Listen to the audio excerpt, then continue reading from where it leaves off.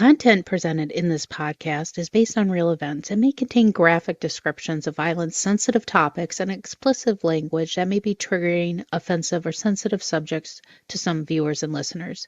Discretion is advised. The purpose of this podcast is to explore and discuss true crime cases for entertainment and educational purposes only. This podcast does not intend to glorify or sensationalize crime, but rather aims to analyze and understand the complexities of human behavior in the criminal justice system. We encourage listeners to approach this content with empathy, critical thinking, respect for the victims and their families. It started like any other Florida evening, the kind that hums with life just before the sun disappears. Kids playing outside, laughter lingered through the humid air, the kind of night that should have ended with everyone safe in bed. But it didn't. One bullet ripped through that peace, through a closed door, and through a mother's heart. Ajike Owens, a woman just trying to protect her children, never made it home.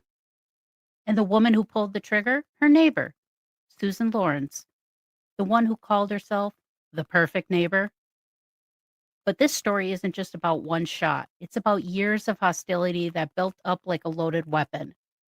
It's about the anger, fear, and the kind of prejudice that hides behind curtains and no trespassing signs. Netflix's The Perfect Neighbor doesn't sugarcoat it. It forces us to stare into the eyes of a community divided, where race, rage, and stand your ground collide in the deadliest way possible.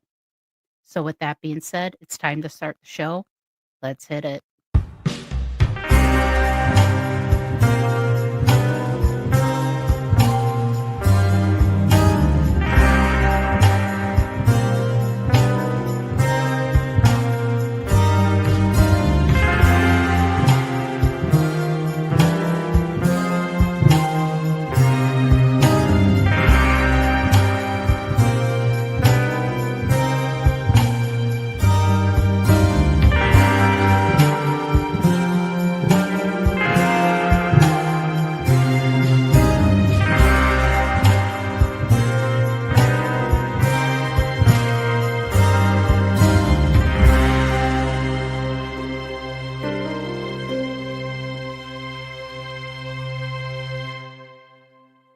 Hi, welcome to another episode of Mysteries, Mayhem, and Merlot. I am your host, Winnie Schrader.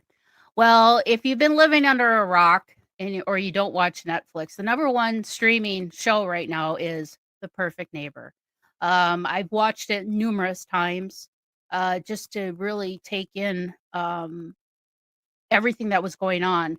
And what's interesting about it, it's like a firsthand account. This was all done with police body cam footage. So it's not like there's no spin on it. What you saw is what was happening at that time. And, this is a perfect example of a stand your ground law where could it be justified or, is it not justified? I don't know. And for me, this was not a justified homicide. But I wanted to get somebody else's take on it as well who has watched the documentary. And I have Rev Tim Christopher on. He believes in the First Amendment and the right to bear arms and to protect your property and your home and your family. But where does it fall in when it comes to this case? And that's why I wanted to have him on and get his take on it. So welcome to the show, Reverend Tim. Hey, how you doing? I'm doing good. So yeah, when this documentary came out, I immediately watched it and had to watch it again and again. So I reached out to you. I'm like, have you watched this? And you're like, yeah, I've watched it a couple times. I'm like, all right, let's go. Let's get into it. Yeah. I mean, if you, like I said, what was your first thought when you watched it the first time around? So the first time I watched it, I watched it with my wife. So I had to I heard the commentary from this side, the whole show, because my wife believes in guns.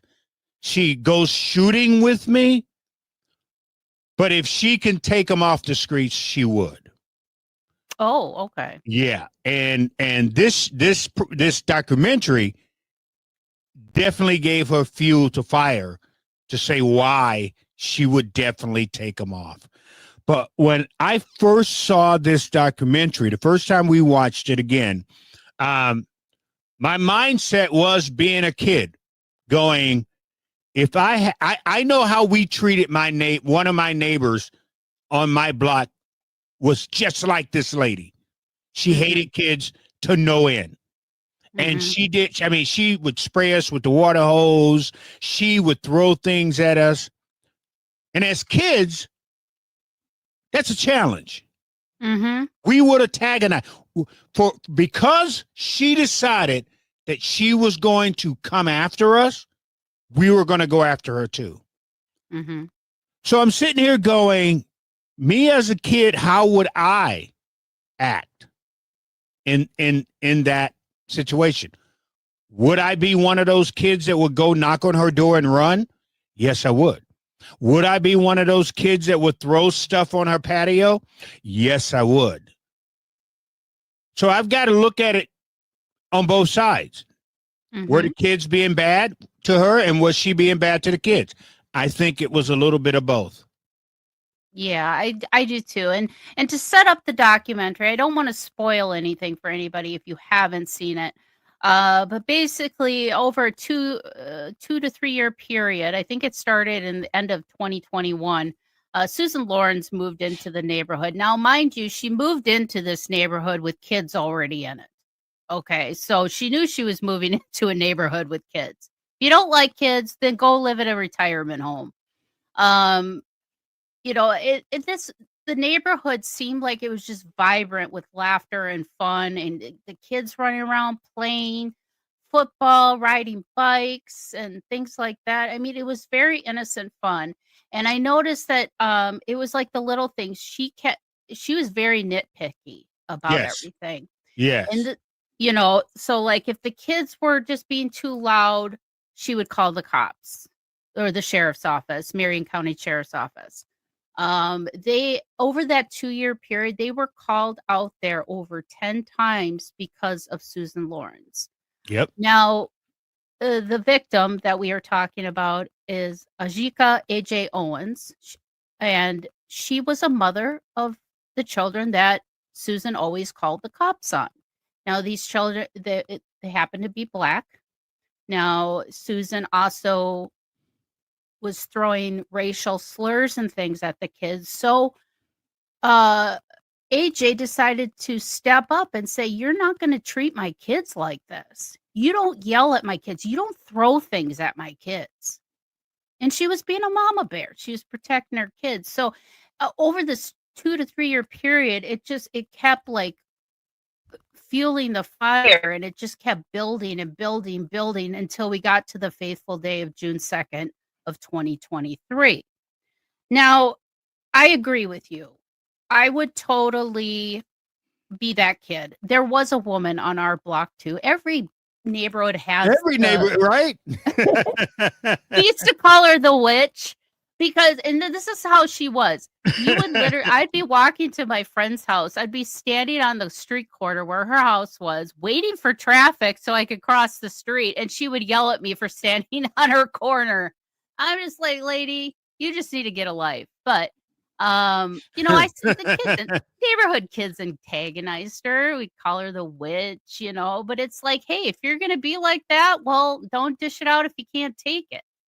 Now, when it comes to kids, though, Susan was an adult, yet she seemed to stoop to the children's level. But how did you feel watching the documentary and all the times that the sheriff's office had to go out there? What was your feelings as how the sheriff's office approached all those times they had to go out there and deal with Susan and the issues that she was causing with having the kids being kids? I think they did an awesome job.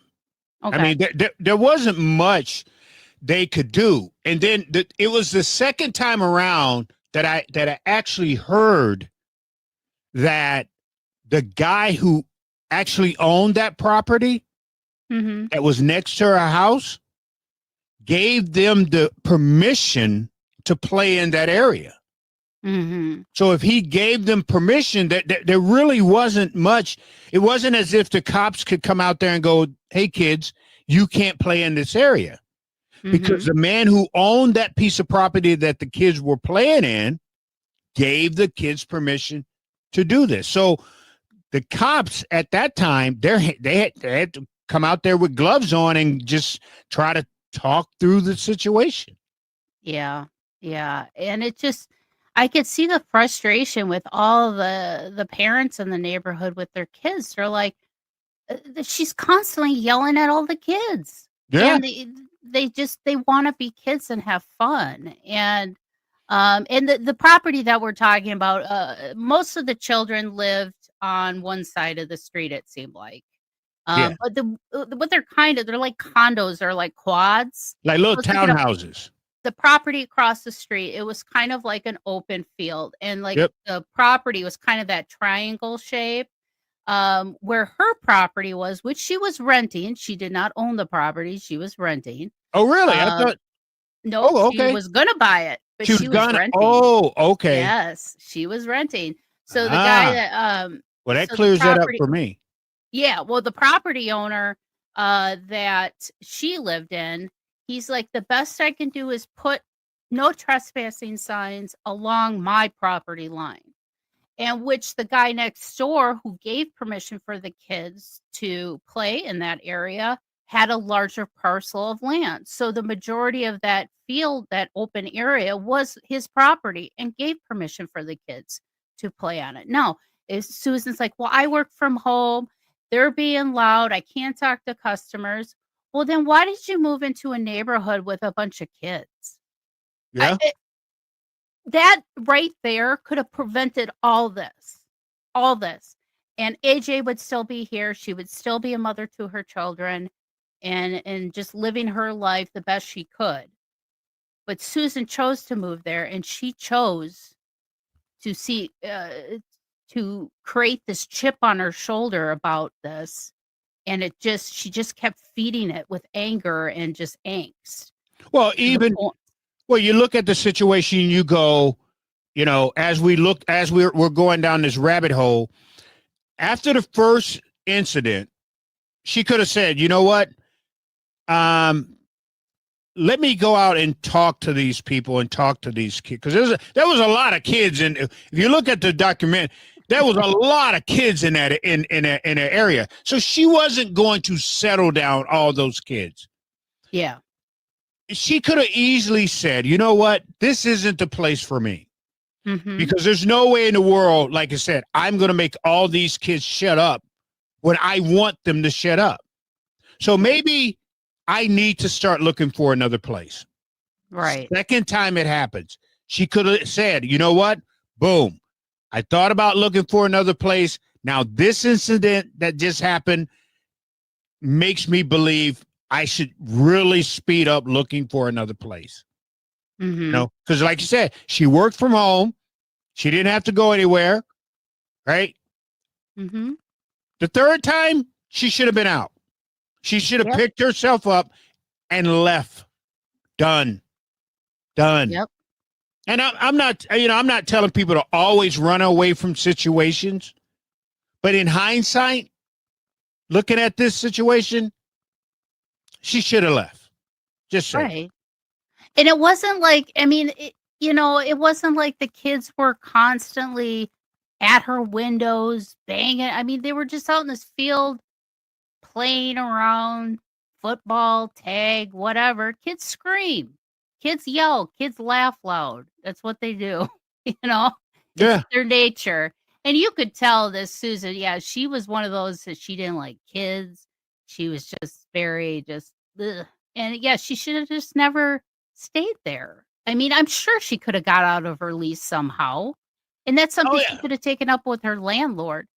But what she decided to do was unimaginable. Yep. In my opinion, like I would never, ever, ever think to do that. And now as this tension is building, like the first incident, AJ supposedly threw a sign at Susan. Now, Susan said she assaulted her. She wanted her charged with assault. What it was is that her son was over in the field and Susan was yelling at her. So AJ went over to see what was going on, as a mother would do. And she's like, you don't have, this isn't your property. You can't put no trespassing signs. And my son's not even over there. And so she just got fed up. She picked up one of the signs and tossed it behind her. And supposedly it hit Susan. But the whole neighborhood backed AJ and what happened, yet Susan constantly felt like the victim in this situation. She constantly put herself in that position. Yeah, but then I'll go back to something you just said, right? So I'm going to go back to something you just said, and I mean, if we're gonna put a microscope on this, the lady should have never picked the sign up and threw it. She should have never done that, right? Yeah. So she's antagonizing this lady by even touching that sign, right? So she's adding to the fuel. So I'm going to take, and this is what happens all the time, right? So I'm going to take and throw a log on this fire that's just building up to be a bigger fire by taking this sign and throwing it. And just out of the whim, it happens to hit this lady. So now this lady has something to go back to the cops and talk about. Well, she hit me with a sign. You know? Yeah. So it like I said, I think they all played a role. Yeah. In what this led up to be. Right. And you know, and I think part of it too was the frustration with the parents for having the sheriff's office constantly called on their children, but there was nothing they could do. And I think that's what the frustration with AJ was, that she was just fed up because she was tired of her kids getting yelled at by this woman. And she's just like, there's nothing that the police can do. So it's like, what do they do? And this Susan, she's not a mature lady at all. I mean, she stoops to this immature level that a grown woman should not. You know, calling the kids slurs and names. I mean, come on, lady. You're how old? Yeah. You know, I mean, if that were me and I had kids like that acting a fool, I would go out there and I'd get my mom voice on. I'd be like, hey, you kids need to quiet down. People are trying to do things, stuff. Later you can do this. Right now, let's be quiet. You know, but no, she had to come out with the insults and things. And of course, kids being kids, the immaturity they have, they're going to do it right back. You know, and that's what kids do. But AJ even told her kids that at the end of the day, she's still the adult and you respect adults. And if you have a problem with her, you come get me. And the police, the sheriff's office even told the kids, if Susan comes to you and starts confronting with you, you go tell a parent. And that's exactly what happened on June 2nd of 2023. So let's get into the fatal night. But before we do that, I also want to put this out there so we can recognize when I say it comes from both sides. What led up to this came from both sides. If you notice on camera, what the kids were calling this lady, Karen. They were calling her the Karen. Right? So where did the kids get that from? Oh, from social media. Everybody calls those type of ladies a Karen now. Parents. They heard the parents talking about her. You understand what I'm saying? So so when the parents put this cloud over these kids' head, the parents are sitting here going, this is a bad lady and we should treat her like a bad lady. You understand what I'm saying? So when the bad lady comes out and confront these kids, you're not even, especially black kids. So I'm just going to speak for the black kids. If a white woman comes out and starts screaming and yelling and calling you names, you ain't going to sit there and tell me that them black kids didn't have words for that woman. Oh, I'm sure they did. I know my black kids. They had words for that woman. So again, I just, like I said, when even when I was talking to my wife and I'm sitting there going, what happened at the end of this, I feel bad for, and it shouldn't have happened. Mm-hmm. But let's not act like this white woman was the only one that was throwing wood on this fire. Yeah. You understand what I'm saying? Yep. She wasn't the only one. Yeah, it was just like this systemic, both sides were just boiling and boiling and boiling. Yep. And, I wish there was some type of civil law that sheriffs, police can kind of ascertain, at least temporarily, until something is in place, because like you said, they just kept knocking heads with each other. The kids would go over there, piss off Susan. Susan would call the cops. Now the parents are pissed because she called the cops again. They got to deal with that. And it's just this systemic frustration that led to I honestly, I don't even know how it led to what it did, but the night in question, or not in question, but the night that AJ was shot, the circumstances leading up to it do not jive with me to make it a justifiable homicide. Oh, no. Mhm. No, it's not. Yeah. It's not. Look.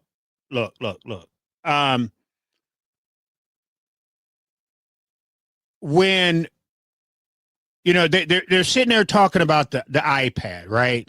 I mean, the Mhm. mother basically went over there because the lady took the iPad, Mhm. and if I'm not mistaken, didn't they say that the lady told the kids to go get the mother? Did I get that wrong? No, what happened is at the time they had, I think it was Izzy, the younger son, had his tablet and his older brother was there. And Susan was saying that the kids kept leaving their toys in her area. So she took a roller skate that was left in the grass and threw it at Izzy, one of the kids. And I think it broke his tablet. Then she grabbed the tablet, and Izzy told his older brother to go get mom.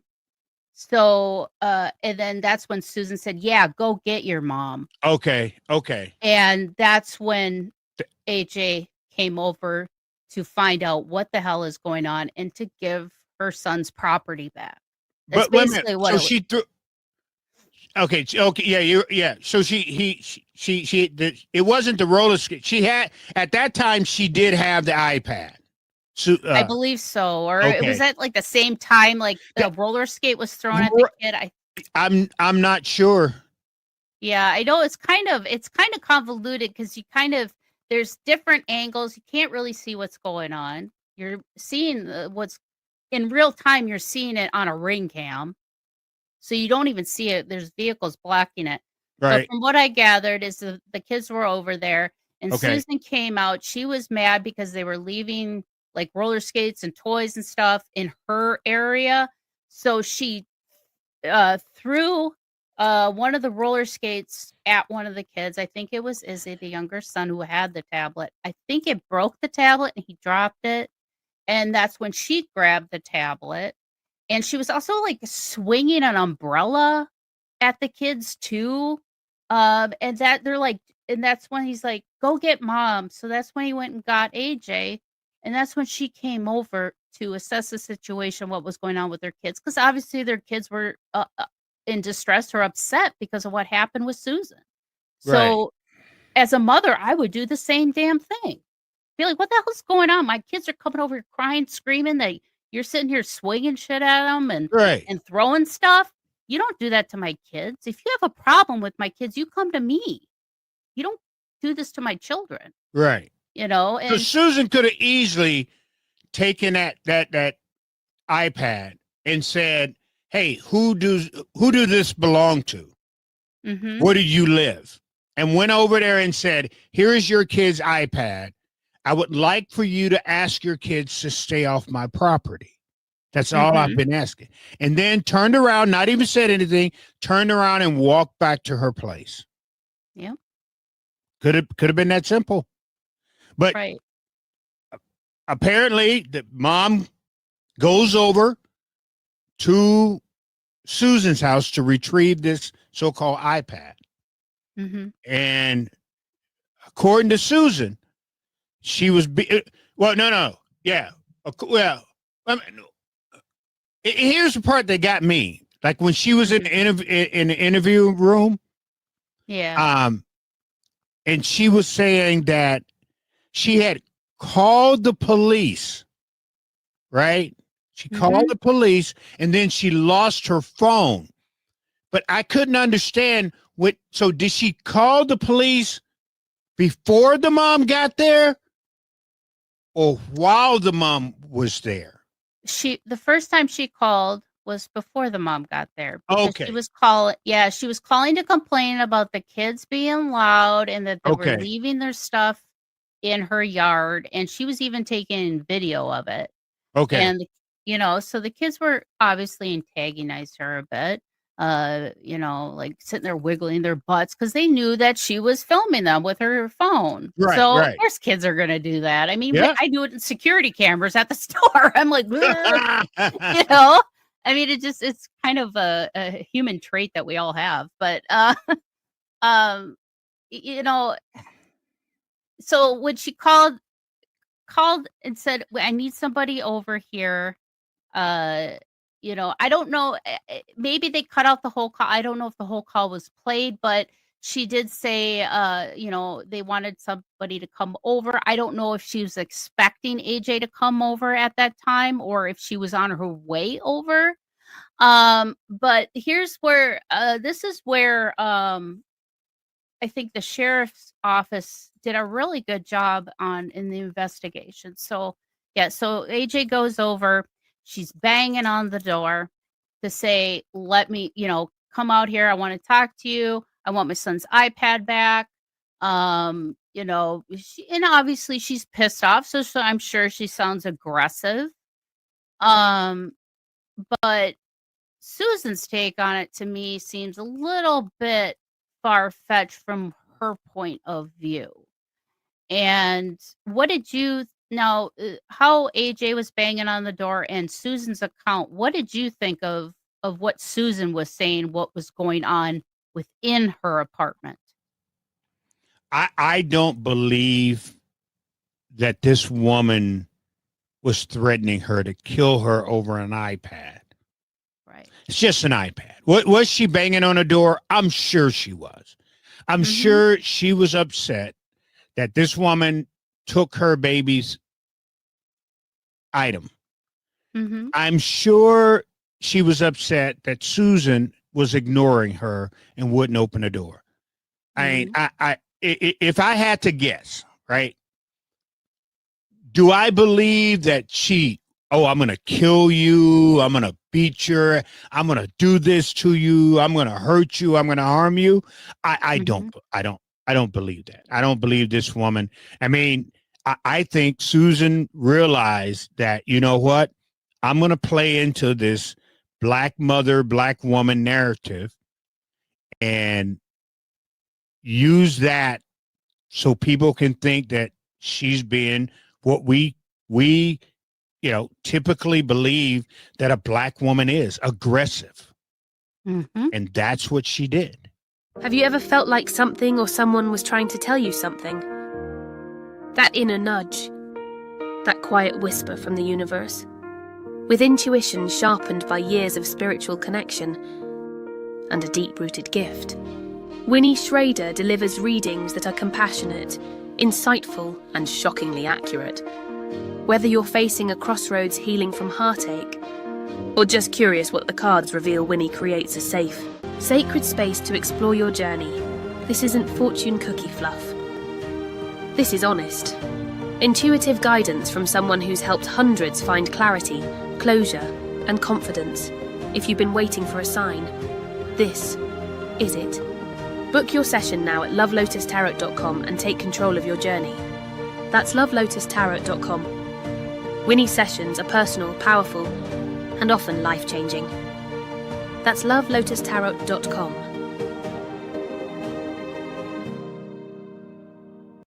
To paint a picture, Susan is in her apartment. Her door is locked. She has a metal door, and it's locked, both the door handle and the deadbolt. That's right. She said that AJ was about to break down the door. Now, okay, but when the investigation happened, after Susan shot, what happened, she said that she was pounding on the door for 10 minutes. The walls were shaking. She was fearing for her life, and she shot through the door. What's the number one rule as a gun owner? Before you shoot, what are you supposed to do? Know what you're shooting at, right? Know what's on the other side of your target. Right. How did she know AJ's son was not standing in front of her? How did she know that? She didn't. She blindly shot through a door, not knowing exactly who was on the other side. And that's where she is guilty and should be punished for it, because that is irresponsible gun ownership. You know, and that's the reason why the First Amendment right now is so in the balance right now. People aren't responsible gun owners either. That's right. And And what you just said.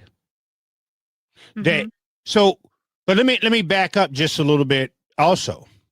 mhm. So if this woman was so vicious on that door, and like you said, you had a deadbolt, you had the bottom lock was locked. Mhm. There would be some type of trauma on that door, Right. right? I mean, there would be some type of splintering, some type of damage or something. Dents. I mean, there should have been like dents in the door. None of that. Mhm. None of that. Just a bullet hole. Just a bullet hole. So if Mhm. she was so aggressive with this door, there would have been some type of proof of this, but there Right. wasn't. Mm-mm. Right. Okay. So now you've got this lady, like you said, on the other side of that door. And one of the things that we know for a fact that people can sit there and say is, I fear for my life. And that's how they can get away with shooting somebody who is innocent. See, this is what I don't like about, even though, like I said, I fight for everybody to have the right to own their firearm. Mhm. Until they can make the stand your ground law fair, because in that video, they put up the stats in that documentary. They put up the stats, white versus black people, when it comes to the stand your ground law, Mhm. and it's not good. Nope. And I even have more stats to even compound onto those stats, because that was another thing that I wanted to talk about, was this whole stand your ground. Because Susan, and this is where I really liked how the sheriff's office investigated and then ran with this when they spoke with her.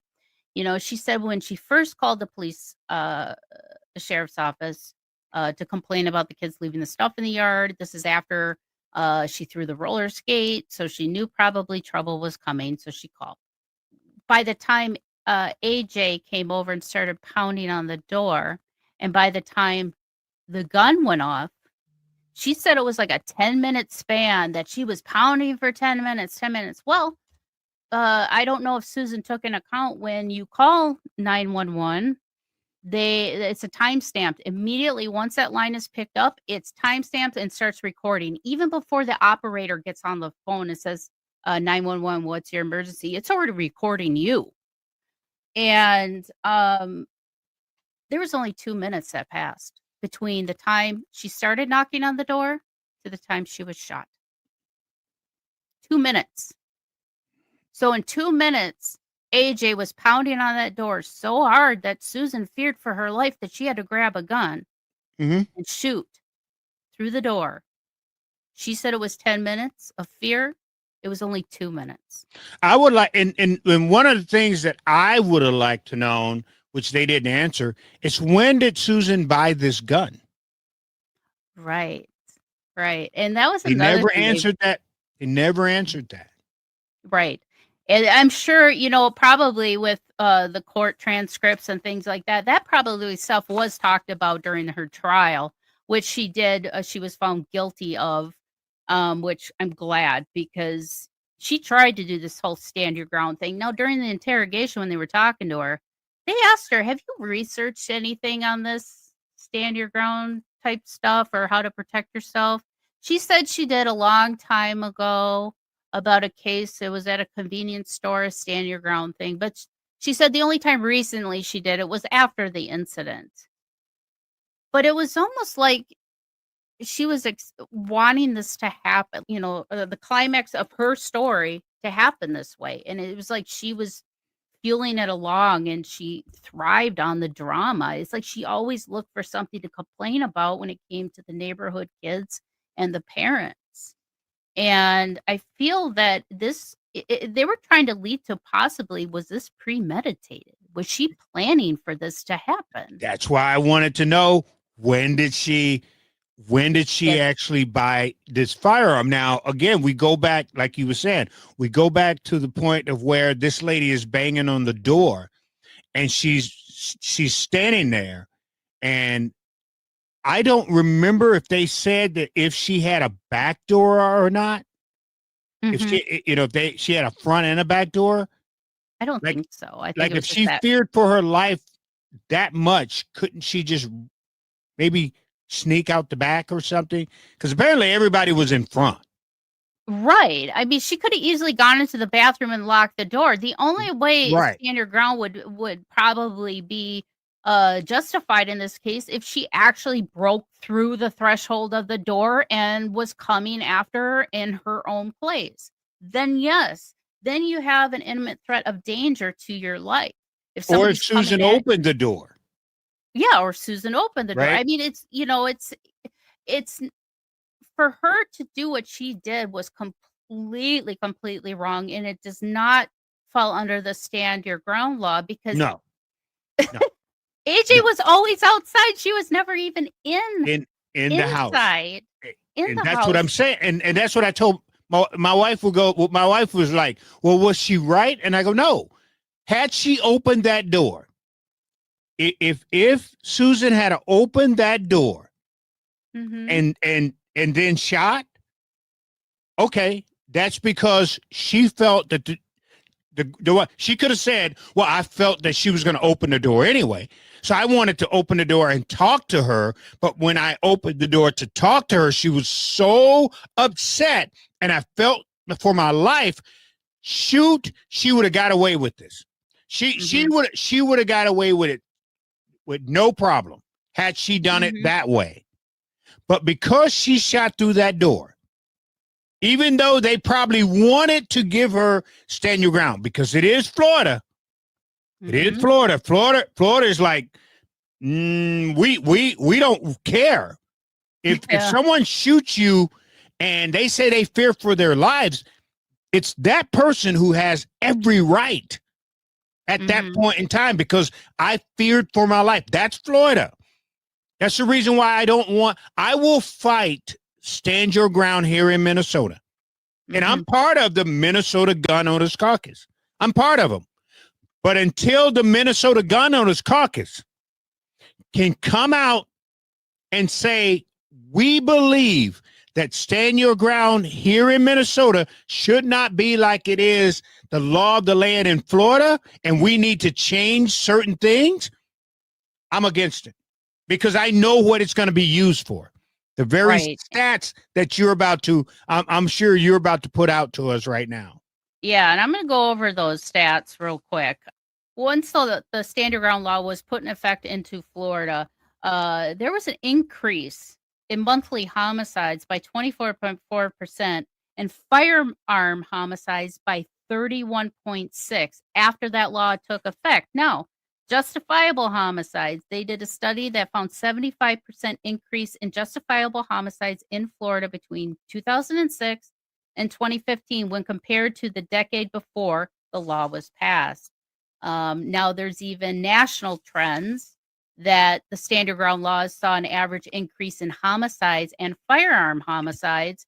For example, in 2022, the network study found that these laws were associated with 8 to 11% increase in monthly homicide rates nationwide between 1999 and 2017. Now this is surprising. From Texas A&M University, found there was no evidence that the law reduced violent crimes, burglary, robbery, or aggravated assault, which is the whole purpose of the whole stand your ground. Right. And the whole thing, like the first case that I remember, this whole stand your ground thing, was the Trayvon Martin case. Right. And that, to me, was a non-justified homicide. I mean, the guy was outside. He was a neighborhood watch guy, this George Zimmerman. What the hell has he got a gun for? He's walking around with a gun, and he shoots an innocent kid coming back from a convenience store. Well, at the point in time when they told George not to go and follow this kid. Yeah, he did it anyway. Did Trayvon Martin have a right to his ground? Yes, I think so. When the police told George to stay put, he should have stayed put because he was armed with a gun and Trayvon wasn't. So yes, Trayvon had. But remember, George didn't get off under the stand your ground. No, they just talked about it. He didn't get off under. He didn't get off under stand your ground. This is just something that they floated over the jury. So so if they wanted to use it, and they floated it over the jury, so the jury can go, maybe this is a stand your ground case. He didn't ask for stand your ground. They used that. Is what they did. Yeah. Yeah. It and that was like the first time I really heard of it, being out in the public forum.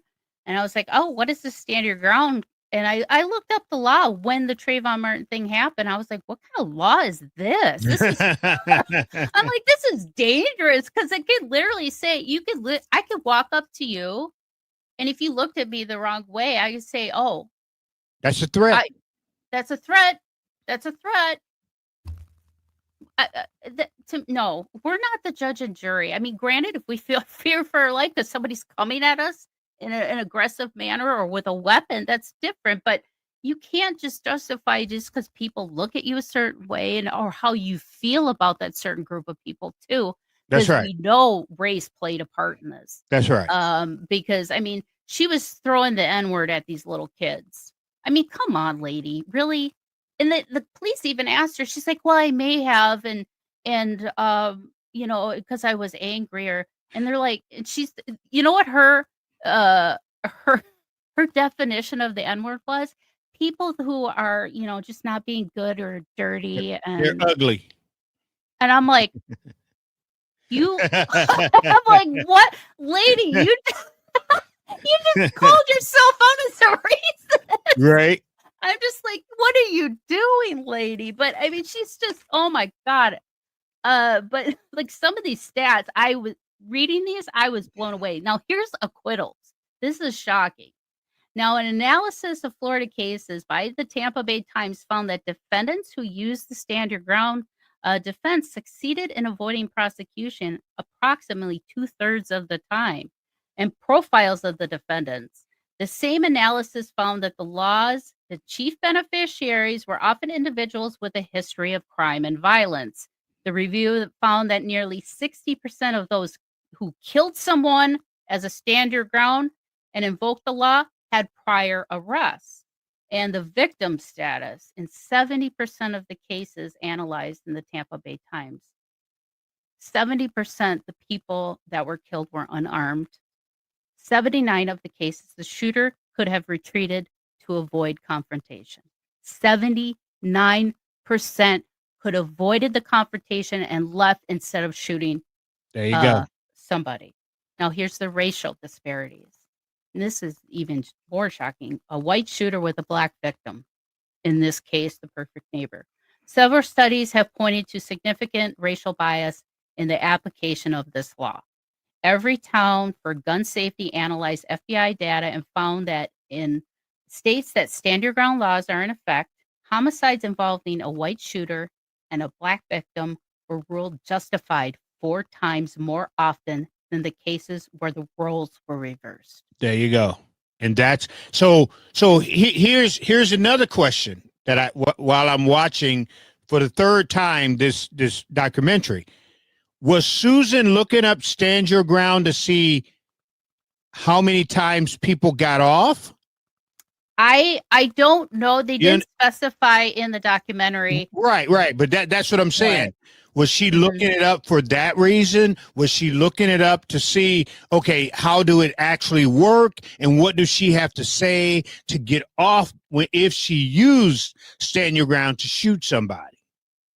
Yeah, I don't know what her mindset was, because on the surface, this seems just like just a bad fight gone wrong, Yeah. But I feel like there's a lot of undercurrent of stuff that she was premeditating. She had a gun, right? By the gun, like you said. What was she searching about Stand Your Ground back in the day? Or her recent search after the police interrogated her. I feel like, not that she it's not like a murderer or serial killer that wants to kill, but it's almost like she's just like, I'm going to cause problems and I'm ready to confront it when it's time. She just had that entitlement attitude, and you could tell she looked down upon that neighborhood, because that neighborhood was probably low income renters, but strong families. I mean, these kids, they looked so happy, and you could tell the parents cared for their children. You had fathers and mothers and kids, and it seemed like that whole community was kind of like a family with each other. It seemed like other parents were looking after the other kids, and Susan had to go and just completely destroy the innocence of that neighborhood. And if I'm not mistaken, she moved into the neighborhood, correct? Yeah, they were already there. A bunch of I'm sure there was families that moved in afterwards, right. but AJ was there. A lot of the people that were in the documentary that had been dealing with her, they were living there prior to her even moving in. And she said she was planning on buying the quad for herself, but I think it was like the second time the cops were over there that she said, I was going to buy this place, but I'm not gonna. Okay, well then just move, lady. Then if you don't like it, move. Right. I was sitting there saying the same thing. Like I said, after the third time, I would have just packed my bags and go, this just isn't the place for me. I don't have a kid. She's probably was the only single person, that didn't have a kid. That's what it looked. I'm just going off what it looked like, Yeah, and there was other, and you could tell, and some of the interviews that they just did the audio interviews of some of the people in the neighborhood, even on the other side of the block. They said Susan was a problem. And you can tell these were older white people on the phone or getting interviewed, They're like, yeah, she's constantly causing problems. The kids are just out there having fun. Even the property owner let the kids play. He's just like, I don't know what this lady's problem is. And it was just like, I almost feel like communities should be able to somehow come together and say, let's evict this person out of our neighborhood. They're nothing but trouble. Yeah. And talk to the landlord that owns the place. Say, hey, you got to get this lady out of here. Get out. He had every right to kick her out too. And, because I know apartment buildings, if you're constantly having issues in your apartment, they can evict you. That's right. So it's like, I don't know why the landlord, maybe he was unaware. I'm assuming. Well, no, because I think he's the one. Wait a minute. Am I mistaken? But did she put the no trespassing signs up, or did her landlord? She did. But yeah, I just don't know if he knew the extent of the issues that were going on in the neighborhood. Okay. As far as he knew is only what Susan was telling him. So from his account, he's just getting the information from Susan, and I'm sure Susan's not painting a pretty picture of the kids and all the parents of these kids. Yeah, so, but they even had the landowner or the property owner, her landlord, to testify in court, and he's like, "I put the property, that's all I could do. And what else am I gonna, I mean, I wish there was more type of tenant rental and housing laws to negate these kind of issues within communities and neighborhoods. It's like, hey, if you can't act right in a neighborhood, then you need to go somewhere else. Right. I'm sorry. It's no different than having a meth house next door. You don't want that in your neighborhood. You don't want some crazy person with guns who has racial tendencies, and in a neighborhood full of black children running around being kids, and you have guns. I mean, it's like you're putting yourself in this position, Susan. Mm-hmm. If you're that way, maybe you shouldn't move into a neighborhood that's diverse and with children. Yep.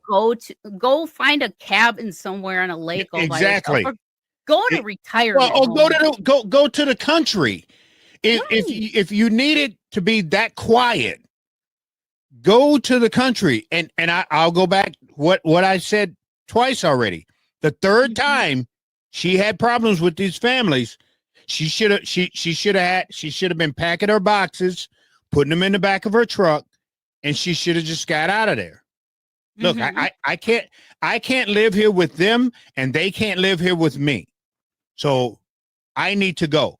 So instead, she decided to go, and again, don't know when she got this gun, but she decided to take a gun and shoot through a door. A metal door. Yeah. Now, I don't know. Again, do we know if this door had a peekaboo hole? Where she can look out and see? It did have a peephole. A peephole. So did she ever look out that peephole to go, okay, who's all out here? Is there a kid out here? Let's say at the angle that she shot and how low she shot, if her 9-year-old boy was standing there, that would have been a headshot. Mm-hmm. He's dead immediately. Before his body hits the ground, this kid is dead. Mm-hmm. Right? So just like you said before, everyone who owns a gun knows the golden rule. Know what's on the backside of your target. If I'm going my wife knows if we're somewhere and we encounter somebody, she knows to get behind me and move the way I move, because I'm moving, and when she goes, well, why are you moving? I'm moving to get myself in position that if I have to fire, there's nothing beyond what I'm shooting at. Mm-hmm. She knows that, right? So Susan decided, I don't care. I'm just going to shoot through the door. Thinking I was afraid for my life. Let's stand your ground. Boom. I got it. I can get off. I can be done. The one thing I'm glad that they did, though, is they did not arrest her right away. It was awesome that they did an investigation. Yes. Right? So this way, somebody like a Ron DeSantis, who loves stand your ground, if he was to pardon her in any way, shape, or form, I think that would hurt him in a big way, because the police did their job. The police did exactly what black people have been asking them to do. Do an investigation, find all the evidence, and then take that evidence and put this woman on trial. Right. Once she's on trial, let 12 people decide her fate. That's what they did. That was awesome. Yeah, and I know the family was frustrated. The neighborhood was frustrated. They're like, why is she not in jail? Which I get, because she shot a woman. Even And they even said in the documentary, hey, if this was the other way around, and if it was a black lady who shot a white woman, that black lady would have been in jail right away until the trial. That's right. You know? That's right. We know that. Yeah. But I'm glad, yes, I'm very glad that they did a thorough investigation and came out the right way, because they knew that the investigators, the detectives, everybody on this case, they knew that this was not justified at all. Right. And what now after AJ was shot, obviously you see the chaos ensue. Police are on their way. Multiple calls are coming in that there was somebody who was shot. What's really sad is this happened in front of her children. Yes. That she was shot in front of her children, and she was just doing what a mother does, you know? And it left those kids feeling guilty that if it wasn't for them, that their mother would still be here. And no kid should have to carry that burden. That's I know right. one in the documentary, the one kid feels guilty because he didn't know how to do CPR for his mother. And she was shot in the chest. It was kind of, I believe, you know, I believe it was on her, the side of her heart. I don't know if it hit her heart, but it got her right in the chest. And, you know, the police, paramedics, everybody tried everything they could to save her. And it was a really touching moment when the kids were on the porch. This is before they knew their mother had passed. And, you know, the kids were just, the parents were trying to talk to the kids, the police, and the one kid, he's like, I'm not mad, I'm just heartbroken. Both of us are Jack Hayward. So I got my mother, she kept on banging on the door. She shot her. Are you hurt? No. Well, my heart is broken. I know. Y'all seen it, y'all understand it, y'all experienced it, right? Okay. Y'all love me? Okay. Y'all love Mom? Alright, I got some bad news to tell you. Mom is not coming back anymore. Come. No. Come here. Come over here. Listen to me. No. It's okay. I know. Okay. I know. I'm sorry. I'm sorry. So sorry.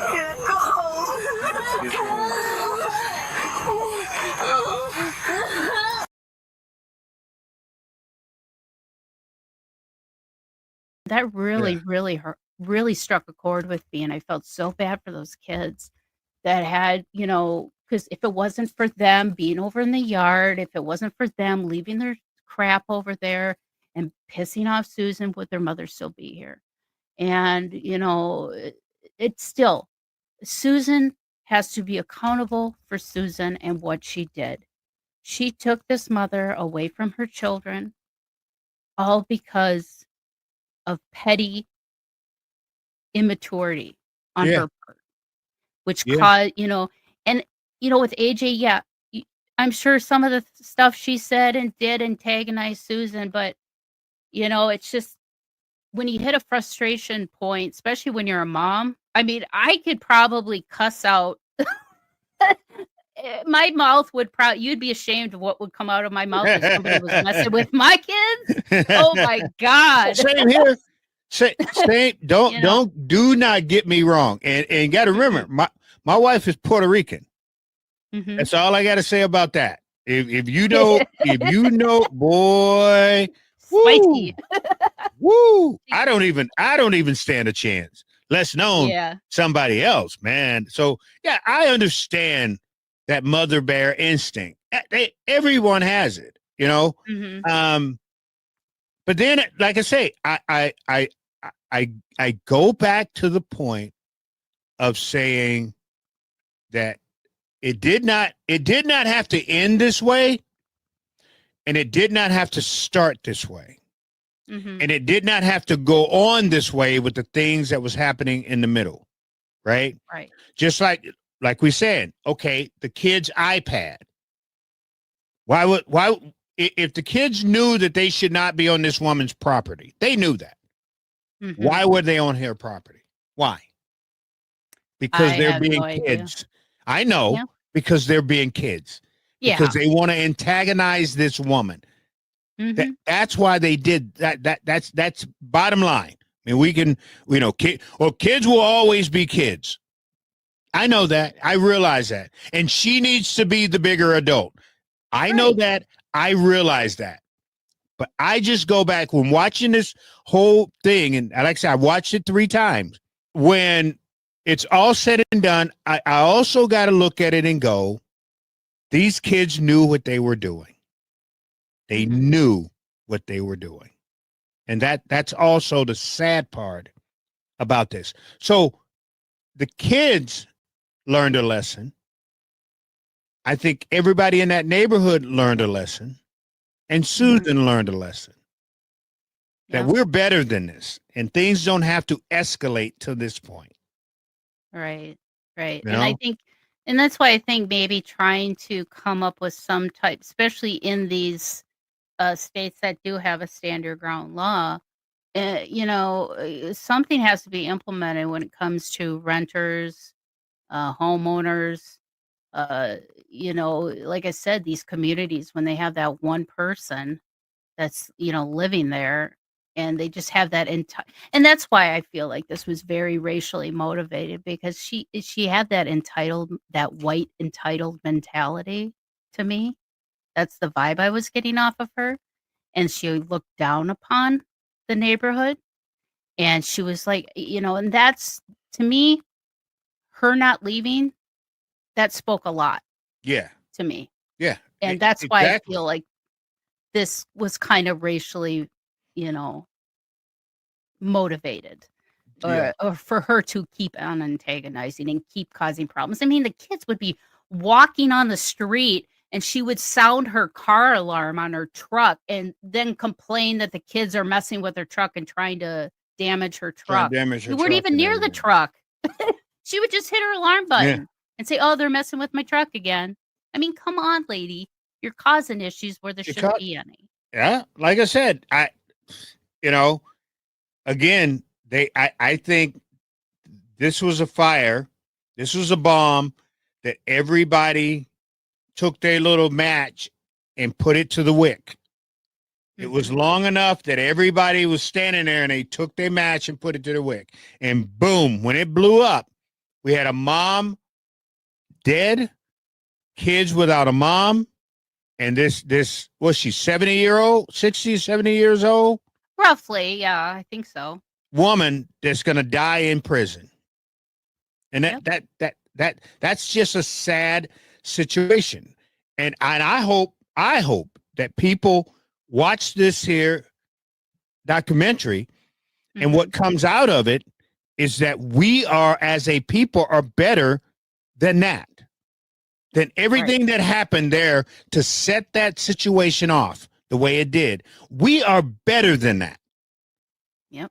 That's what I hope people really start getting out of. And I hope people start seeing, especially these people running around here talking about, oh, we need to stand your ground law.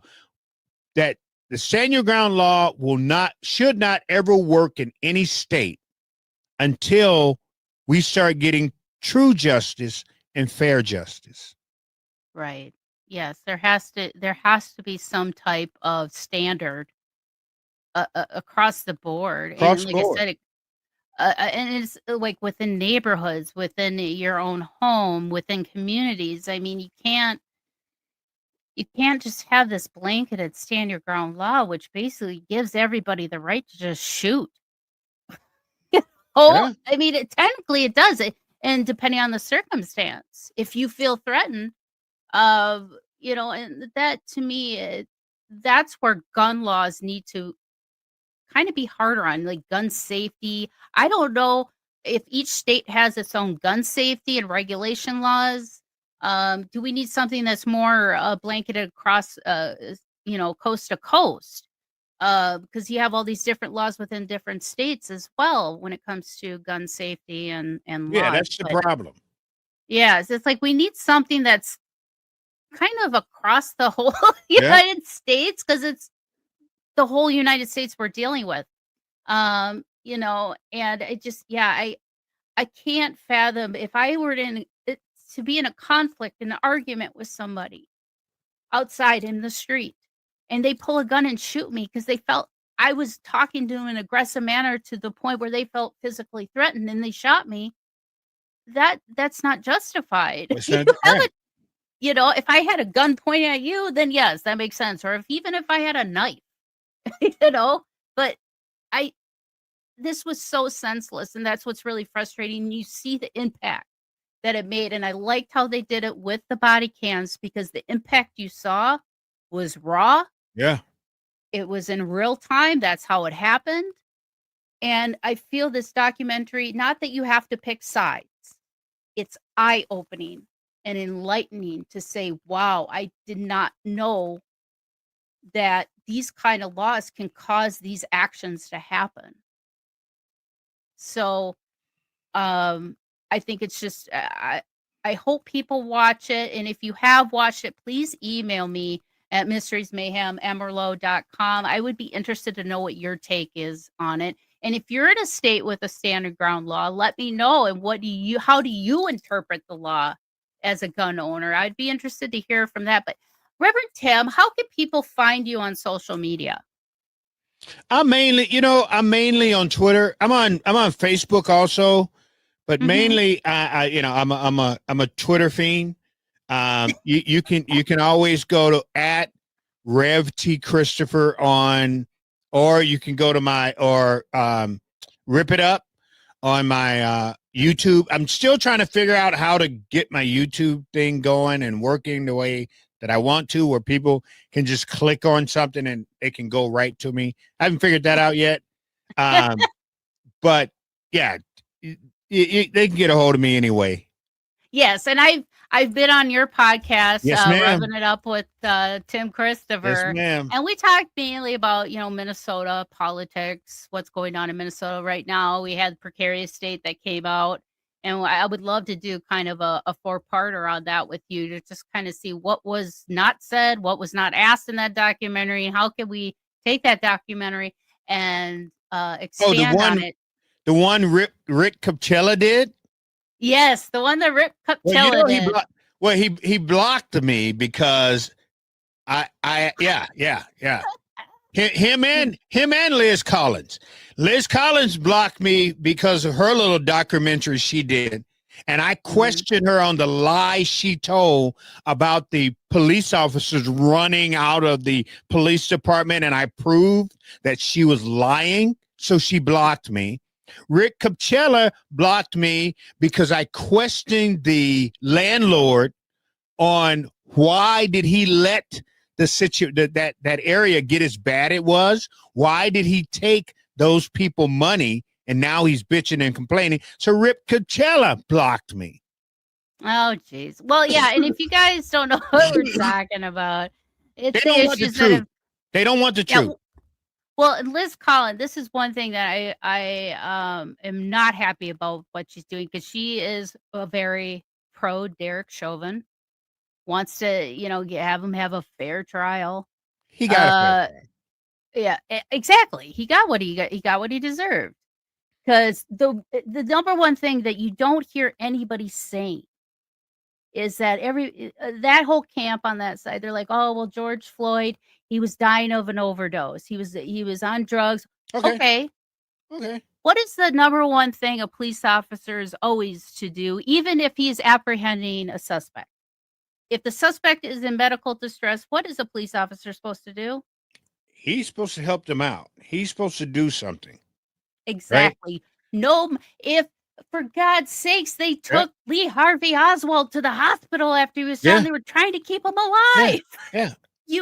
You give first aid first. The minute, no matter what, George stopped moving, somebody should have been concerned. The second he stopped moving, now I'm trying to think of the Lang. Got a raw deal. That cat should have never seen the day behind bars, ever. I don't know why they're not fighting for that young man, why they didn't fight for that young man. But that young man should have never seen the day behind bars. Period, point blank. I agree with when they sit there and go, so and so shouldn't have been there. I agree. But George, I mean, but Derek Chauvin, the guy. He was the guy. Mm-hmm. He was the guy that had to go. Period, point blank. Same thing with this lady here. She had to go to jail because she did something wrong. Period. No matter the circumstances, you were wrong for what you did. That's right. It's nobody else's fault. I mean, it's just like a toddler. Well, why'd you break that? Well, Jack was chasing me. No. Why did you break it? I don't care what was happening before. Why did you break it? That's right. So it's like you can't, when you do something wrong, you have to own it. And Derek Chauvin should have owned it. Like I said, when George Floyd was saying he can't breathe, I can't breathe, and he went limp, that should have been the first instinct as a police officer, was to render first aid and give him CPR and find out what is going on with him and get EMS over there to keep him alive. Because regardless if he's a drug addict, regardless if he's robbing people, he is a human being and he deserves to live until the justice system deems otherwise. That's right. So, well, thank you so much, Reverend Tim. Well, you're welcome. Yeah, I really wanted to talk to you about this documentary because it's very complex and it's very raw. And I hope people watch it for what it is. Don't go in with a judgment. Don't go in with a clear and open mind and just watch it, soak it in, and let me know how you feel after it. I'd be interested to know what your take is on it. And I'm glad I had Reverend Tim on to talk about his take on it as well. So thank you guys so much. And I hope to see you all next week. Thank you for joining me for another episode of Mysteries, Mayhem, and Merlot. And until our next case, my armchair detectives, stay safe, stay vigilant, and stay aware. I'll see you right here next week on Mysteries, Mayhem, and Merlot.